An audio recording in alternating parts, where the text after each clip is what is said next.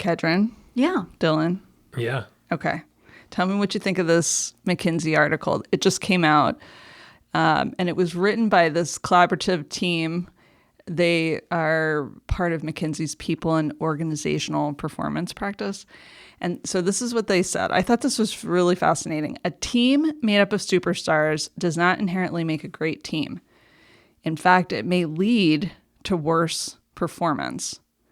Although individual performance does matter, it's not enough for each person to perform at their personal best. The dynamics of how those individuals interact are equally, if not more important. They make the difference between operating as an individual team and operating as a team of individuals. Okay, they make the difference between operating as an individual team and operating as a team of individuals.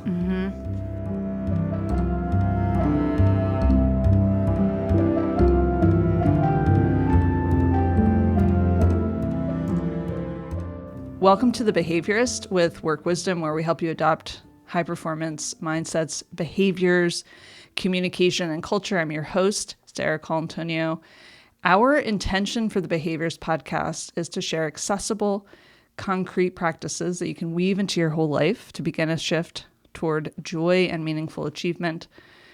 Today, we're turning our focus on executive teams that foster long-term greatness, and I'm grateful to have Kedren and Dylan joining me. Kedren's our founder of Work Wisdom, obviously. Dylan Ellert is our business advisor and strategist. He's also the COO of Two Dudes Painting. So thank you both for being on the show. You bet. Thank you. Today, we want to explore this idea of incredible, exemplary teams, and I think the real distinguisher here is that we're talking about leadership teams, executive teams. And so we talked about I mentioned the McKinsey article. What's your response? What's your take? Can I jump in first? Yeah. So the first thing I think about is basketball. Yeah. So I love watching basketball. It's a similar principle they talk about a lot in basketball. So there's in basketball over the years, there's been a rise of the super team, putting a lot of stars together. And sometimes it's gone really, really, really well. In the case of the Miami Heat back in the early 2000s, LeBron James and Dwayne Wade and Chris Bosh, and they won 2 championships and so on and so forth. There's been other examples like the Brooklyn Nets in around 2015. They had 3 really star players come together and it imploded and exploded. Ego? What was the problem? Personalities, yeah, a lot of things. But I think it's interesting in like basketball, they talk a lot about like, hey, you can't have everybody be a scorer on the team. Somebody needs to rebound the ball. Somebody needs to pass. Somebody needs to set the screens. Somebody needs to, and there's all these things that need to happen on the court that isn't just star output. And that's what I think about. Like, and it's a really interesting principle because when I think in terms of executive teams, leadership teams, even building strong teams within any organization, my inclination is to always have a bunch of stars. And I think it's a really interesting kind of principle to kind of dig into of, hey, who's setting the screens? Yeah. You know, who's clearing the boards? You know, who is, you know, the person that's could score a lot more on another team, but is willing to score a little bit less because that's what's going to service the team the most. So I think it's an interesting principle. I think it's powerful, and I think it's a modern dilemma because, yesterday on Work Wisdom social media, Allie had posted this little trust equation, and part of the trust equation, it ends in divided by self-interest. Divided by, so, integrity and reliability times, all of these things divided by self-interest. And somebody jumped onto our LinkedIn was like, yeah, what do you mean by this self-orientation? Because there's so much interest in self-preservation and boundaries and self-care that teamwork, team orientation feels a little antithetical to self-orientation because it is. And I think it's kind of unpopular to talk about I don't want to say selflessness, but prioritizing team orientation, and that I am thinking about my chemistry in this group of people rather than my ability to be a star. So, and we saw that in one of the articles that we just read in Review Club. But I want to know, what's the best team you've ever worked on or played on, and what do you think made it so extraordinary? Yeah, the current team I'm on. No, I think our team at Two Dudes right now is kind of sort of finding its footing in terms of that basketball analogy. I think what's really kind of actually making us really excel is we're starting to really kind of understand our roles within the team. And again, maybe I'm just kind of following up on that thread from that, but I do feel like before that we didn't have a problem of too many stars, but everybody wasn't really thinking, we weren't thinking enough as a team of like, how do I really amplify the team, the organization, by providing this unique skill set more than other people do. You know, maybe it's this person's the kind of implementer on the team.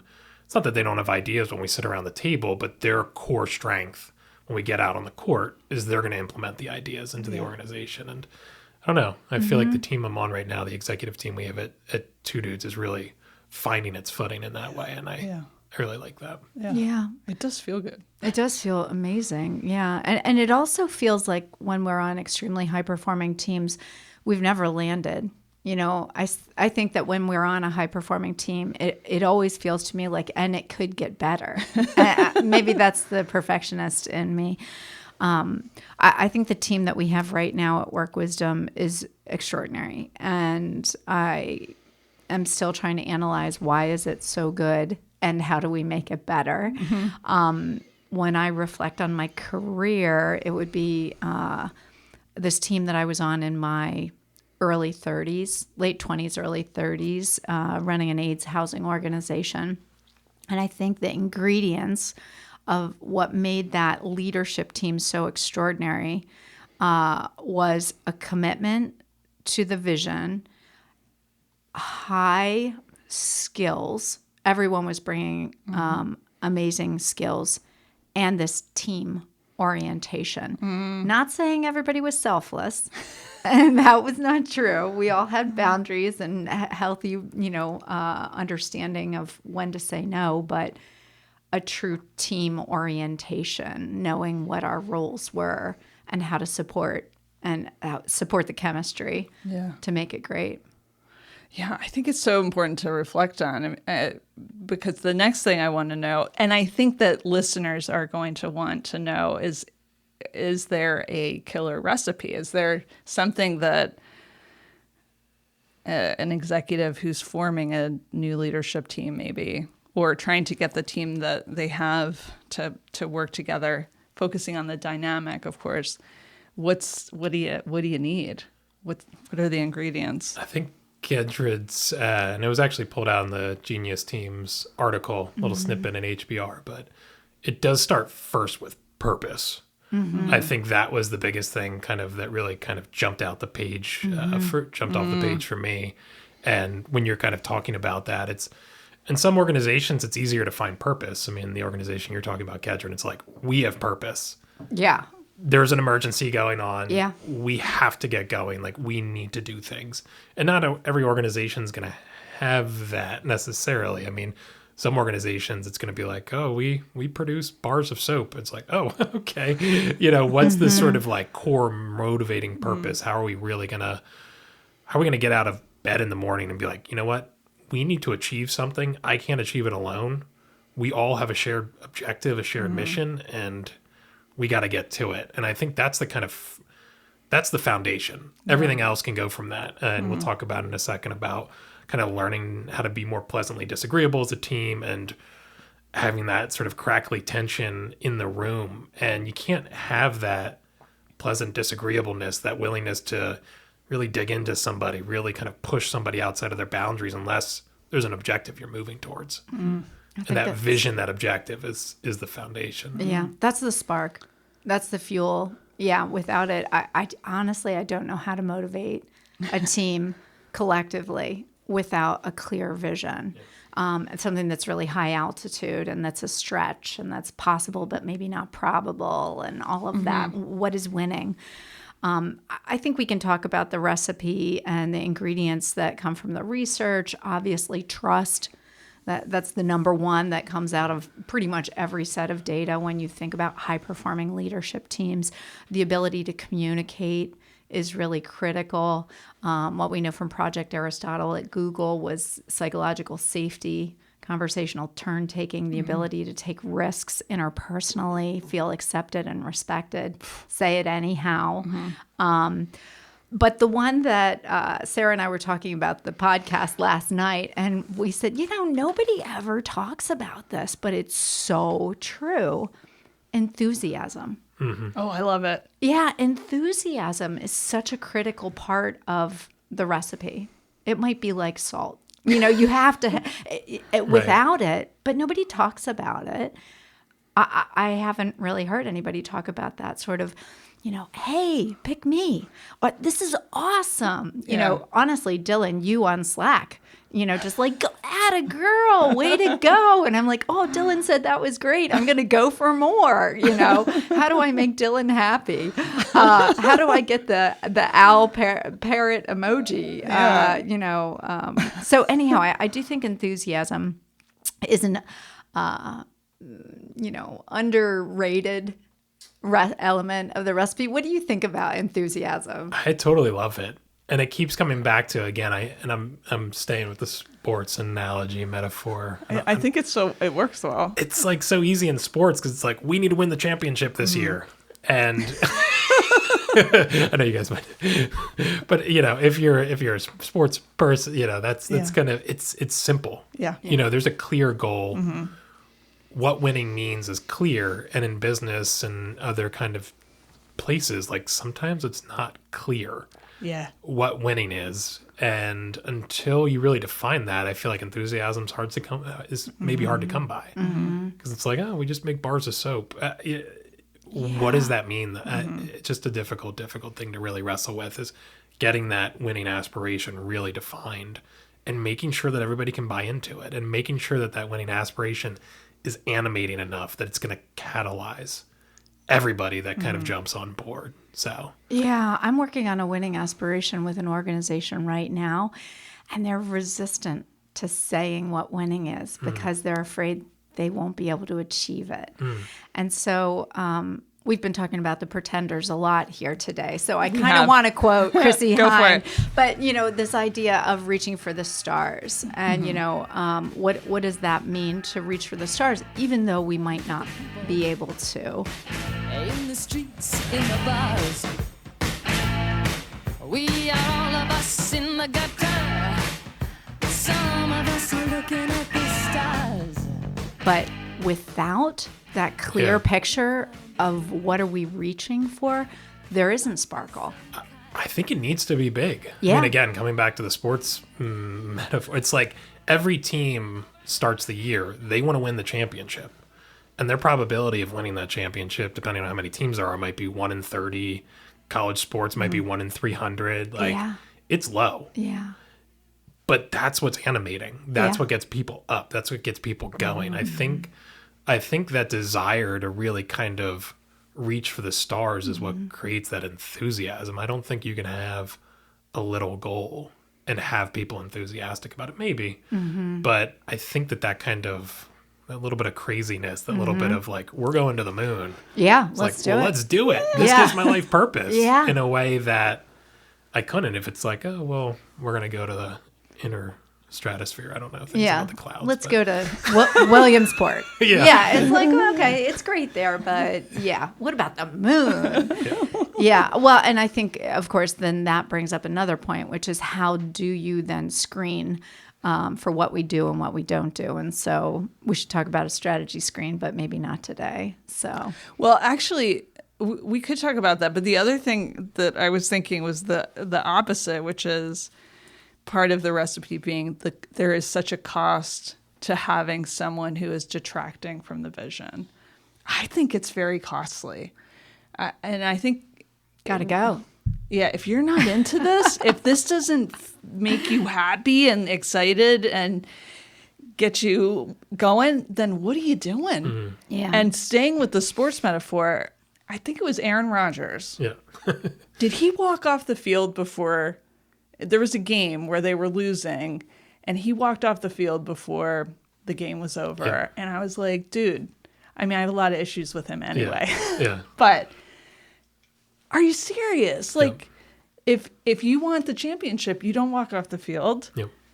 until they have to drag you off. Like you. So I think the cost. What happened to him? Did he get fired, or did he quit? No. He's still No, on the he's team. still the quarterback. Do we need to send our talent density podcast to the coach over there?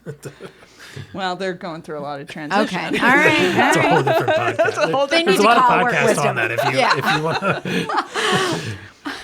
I'm curious about when you think about emotional intelligence in your team. Like, what's the number one skill On your that you- leadership team? Yeah. Executive team?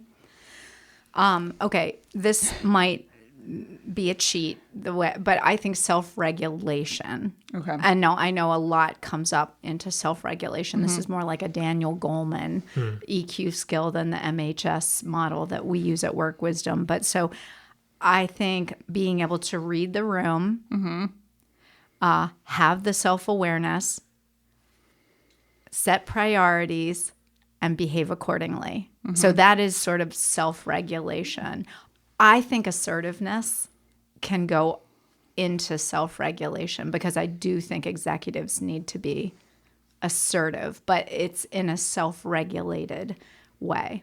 Chaos, I think, for me, that's unhelpful.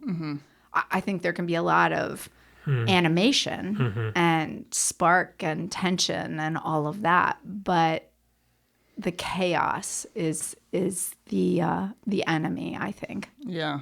That's for me when I think of an executive team.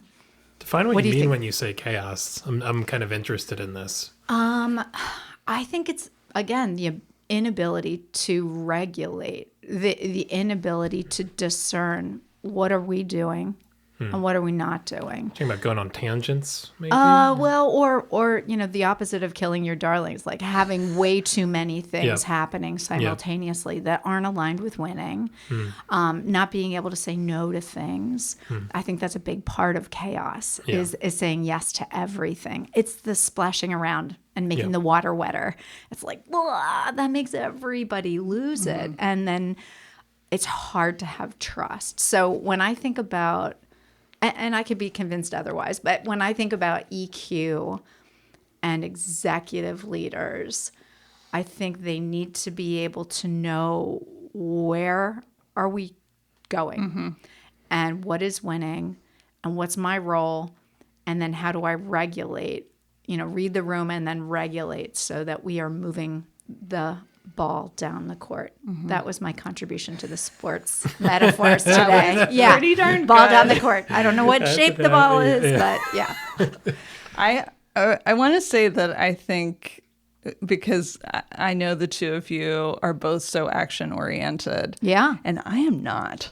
And so to me, self-regulation feels pretty easy. So I might be not elevating it in the same way because I agree with absolutely everything you're saying. And I'm like, and you need people to push and move and encourage and like get things done. I mean, I have like a stack of emails that are so important for me to do today, and I'm like dreading it, and I just need to do it. Both of you would just do it. Like you wouldn't even have the thoughts of, I have to do this thing, right?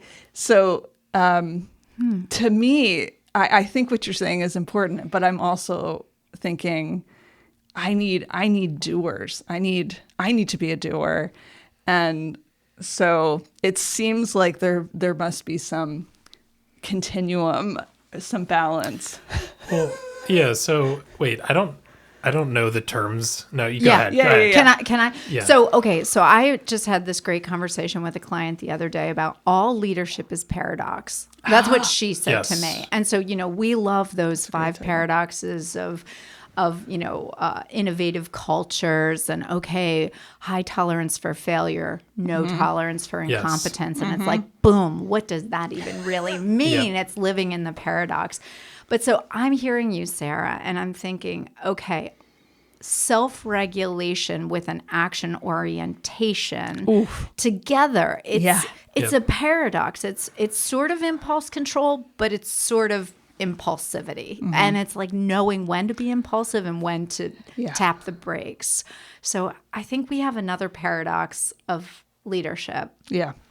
Okay, what do you think? Yeah, no, I agree. I think all greatness comes through that fusion and that tension between, I think that's a good way of putting it. When do I stop? When do I start? When do I have to be kind of conservative with my resources? When do I need to push all the chips in? Finding that balance is where you find that greatness. And living on both poles is having both poles there and understanding that neither is right or wrong is really important too. But I think for me, self-actualization is that one. Yeah, that is one. I think it's really important for everybody on the leadership, on any kind of executive team, to be really high in terms of self-actualization. I think really strong executive function starts by striving to be your best self. Yeah. Full stop. Yeah. And if you don't have, everybody on the team isn't kind of in that mode, I don't think you're going to get peak performance out of everybody in the way that you need to.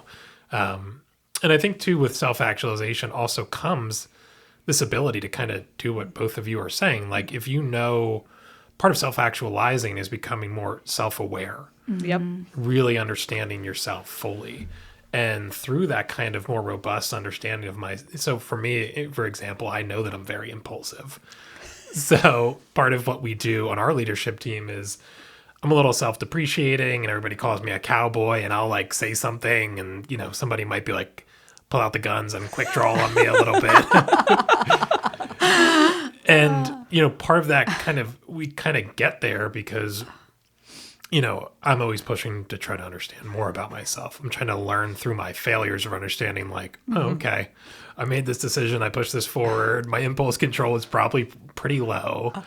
And, I want to learn from that. Yeah. And I think that self-actualization, that self-awareness is so critical for everybody on the team. Self-awareness too, in terms of, hey, I have in the past maybe been the person that scores a lot. I was the play in the NBA. They talk about this all the time. Everybody that makes it to the NBA at one point in time was the leading scorer on their team. They're probably the leading scorer in their county, in their state. They were the best player in their state. And now they're the person that sets screens for a living. And I think that self-awareness is so critical too, of understanding like, hey, I've leveled up. Maybe I'm on a team where I have to go set the screens now. The team I was on before, I was the best player. So now I need to set the screens. I think that self-awareness, that self-actualization is critical to being a good team member. Yeah. And it's so much humility in there too. Yeah. You're also bringing up something that's, not necessarily an emotional intelligence skill, but one that's coming out from McKinsey. They just had a article launch, I think it was October 22nd, about 21st century leadership and how it's different.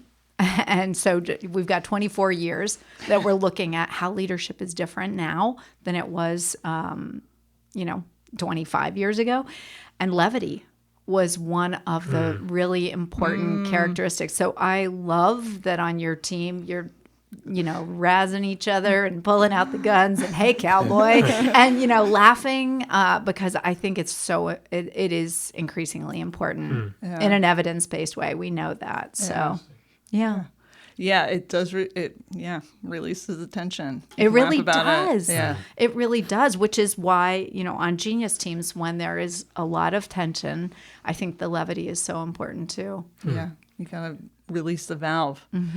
And in Project Aristotle, which was that 10 years ago now, and Charles Duhigg, who just wrote Super Communicators, which is so good, but he reported on the Project Aristotle findings. One of the things that he talks about is cohesion with dissent. That was like a recipe of incredible teams. And I'm an Enneagram 9, and so I tend to want to avoid conflict, but boy, do I love this idea so much. And the combination of levity and being able to kind of laugh about the argument feels really good to me. But I did want to hear from, and you were kind of referencing this earlier, but what does it look like to disagree well? We need to be able to do it, right? We talk about that being incredibly important for innovation, for creativity, for being able to grow. You're gonna die if you don't, if you're not able to do this. Yeah. And So what does it look like? I think, again, it starts first with understanding having a shared goal. Yeah. Okay. Okay, if we have a shared goal, we're willing to, we're going to feel compelled to argue with somebody if we feel really strongly about, no, you are turning the ship in the completely wrong direction. Like, this isn't going to get us to where we need to go. Yeah. And I think having that is first critical. And I think if you have that everything else can kind of flow naturally to some degree. Now, I think too, it's kind of from a values based also. So I come from a family that argues a lot. Yeah. But part of our principle is like we're always pushing towards truth. Like what we're trying to do, it's almost like collegiate in a way. And I think it might be good to have people just like go to debate club or, maybe that time we spend in college, like just like ruminating on ideas and kind of yelling at each other is really critical because it's like, what are we doing? We're trying to find truth through dialogue. And as a team being like, understanding like this is what we do. This is a key principle of our team. I think it's so critical is finding truth through dialogues. That's how we've been doing it for centuries. I mean, we learn about this when we read, Socrates or whatever, when we're kind of a freshman in college. Like this is what they're doing. They're arguing to find truth. And I think it's a foundation of what we do principally as a culture here in America. Like it's a really big part of what we do is like we want to be disagreeable. We want to dissent. That's what's so great about our country. And I think as a team, like in teams too, we all have to embrace that. It's like, no, let's argue about this. Argument's good. Let's argue about this a little bit. And it may feel uncomfortable at certain times, but why are we doing it? We're doing it for the end goal of finding what the truth is, finding what's best for the organization, finding that idea, refining that idea, pushing against each other. I think it's so critical. Yeah. I also think culture is huge. So you just mentioned your family of origin was comfortable with disagreeing and not just comfortable, sort of eliciting, I really love Erin Meyer's work, the culture map, where she looks at different societal cultures and their levels of comfort with direct and indirect feedback and disagreeing and how it really varies. So part of my work over the last couple of decades has been working with leaders who found themselves in saltwater and they happen to be a freshwater fish. And so then they have to learn how to breathe and swim and thrive and influence in that totally different culture. And sometimes even to change the water, make it more brackish. So I think I love everything that Dylan just said. And I think there's reality, which is, again, reading the room. What kind of culture am I in? And then how do I show up in a way where I might be modulating how I am naturally to have as much influence towards the big goal as possible. So I don't know. What do you think, Sarah? Well, I think that we talk so much about shaping a culture, and I think and we're going to talk about authentic communication practices, but I think a way to shape a culture, if you want cohesion with dissent, is presenting that communication norm. It's really good to argue. So let's argue about this. It reminds me of the Pixar brain trust. Like, if you don't come into this conversation with a critique, then you can go. You need to find something wrong with this. And so again, I think I'm projecting because I'm thinking about the things that are challenging for me personally. But if you set the norm, that this is what we're looking for, then it makes it more likely to come true, I think. And so there is some modulating, but there's also like, we're going to establish that the part of this meeting is, let's pick this apart a little bit. You're bringing up a really great point, and I think that establishing leadership behaviors for your executive team is critical, and being as explicit and maybe even unapologetic as possible, because you need to be clear to be kind. And the other thing that Dylan challenged us to do a few months ago was write our own sort of Patagonia-inspired statement, which is what doesn't work here. Yeah. And so it's repelling the wrong people. It's very hard for a founder to write something that is repulsive. You don't want to work here. But that was illuminating for me. So thank you for challenging us to do that practice. But so I think that weaving that into how we want to disagree on this executive team is critical. Honestly, I think the article that we just read in Review Club last month about dysfunctional executive teams was so good. And it didn't blow anybody's mind, but I think the metaphor was great. Okay, we've got Shark Tanks where everyone's self-interested and they're very comfortable disagreeing just for the sake of getting airtime, I think. Then we've got those petting zoos where harmony is the priority. Yeah. And too much. I agree 100% with everything that Sarah and Dylan just said. Let's just push this through and consensus all day long. And then the mediocrity. And so, that's where folks who don't really have the capability to do their work. So I don't think we want to be Shark Tanks. We don't want to be petting zoos. But I think just having that language that we can say, okay, how do we want to be? We want a little shark, but we want a little petting. We want to pet the sharks. Yeah.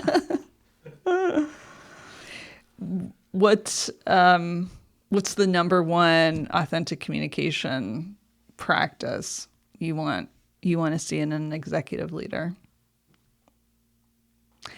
So I should preface this by saying Kedren and I wrote this book. It's like a compilation of these 20 tools across different areas of study that we think is really important. So I was kind of thinking about out of those 20, but I also am not requiring that you answer in that way. Yeah. Which, communication's foundational for how we work together. Like, what do you need? I think I think they're all important.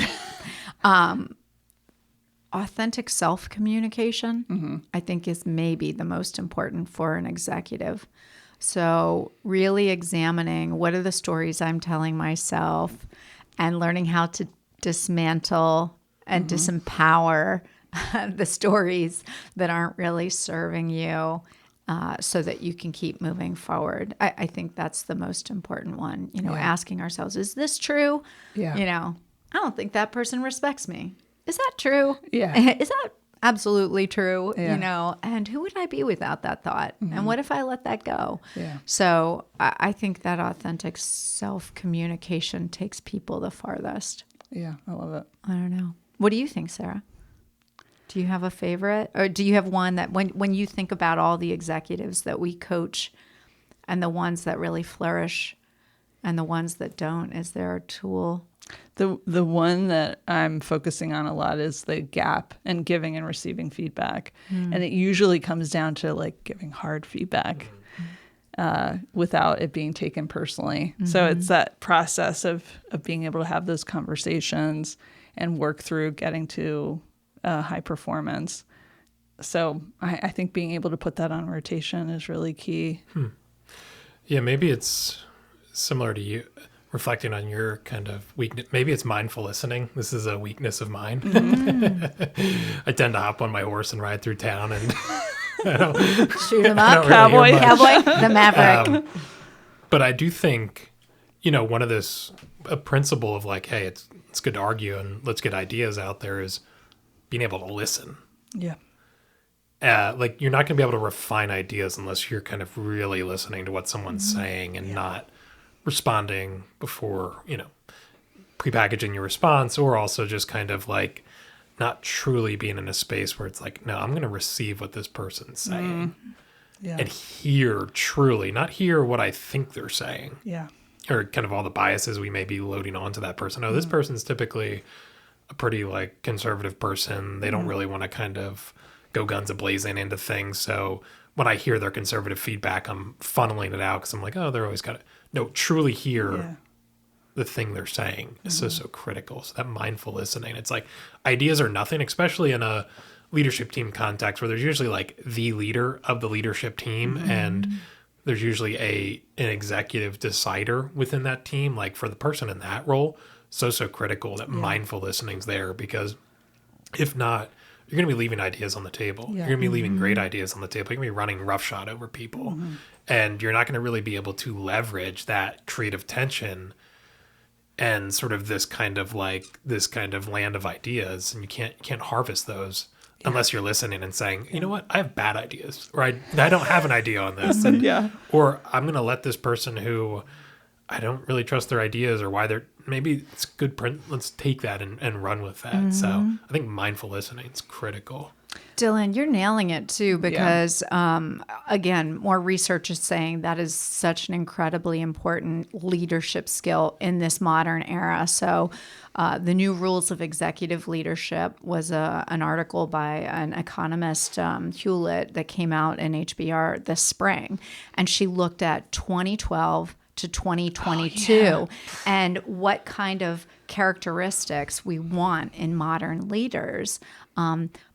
And mindful listening, well, they didn't call it mindful listening. They called it active listening. Okay. It was not on the board in 2012. Right. And it was in the top 10 in 2022. And so this also is really syncing up nicely with all the research about modern leaders and power.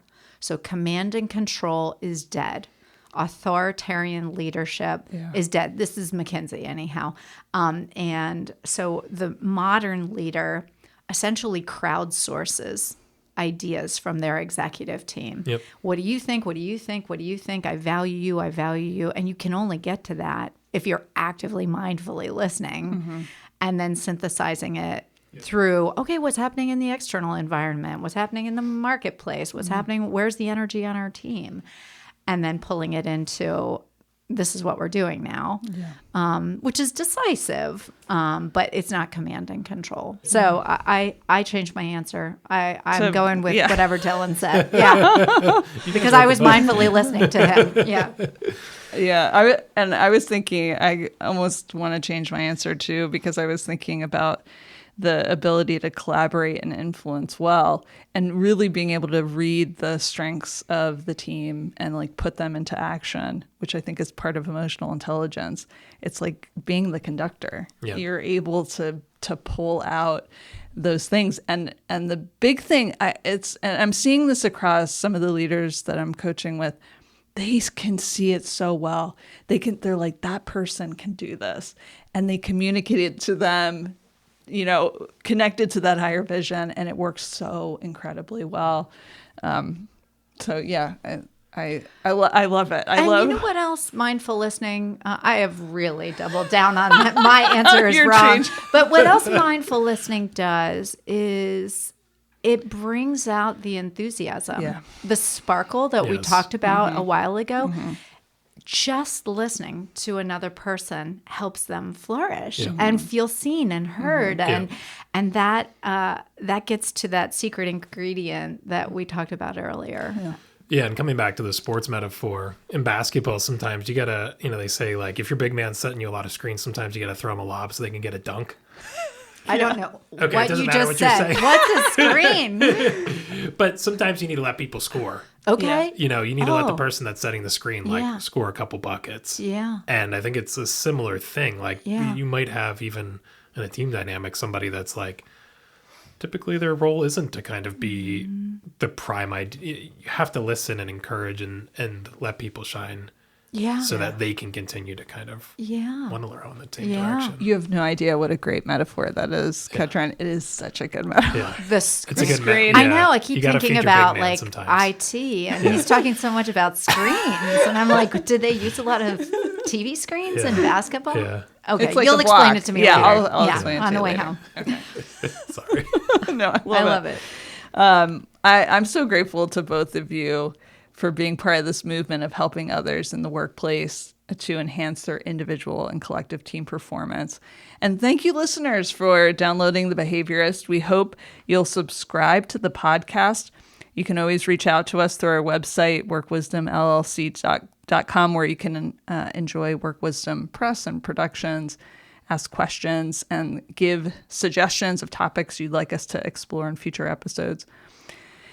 So I don't have a quote like I'm supposed to have a quote, but Kedren, I want to throw it over to you. What's the biggest takeaway for this conversation that we had today? You had a really good quote from earlier that I want to ask you about. Well, I think what I'm sitting here thinking a lot about is tension, and how do we get comfortable with holding the tension on executive teams, and being comfortable in the tension, repairing relationships when we've stretched them too far.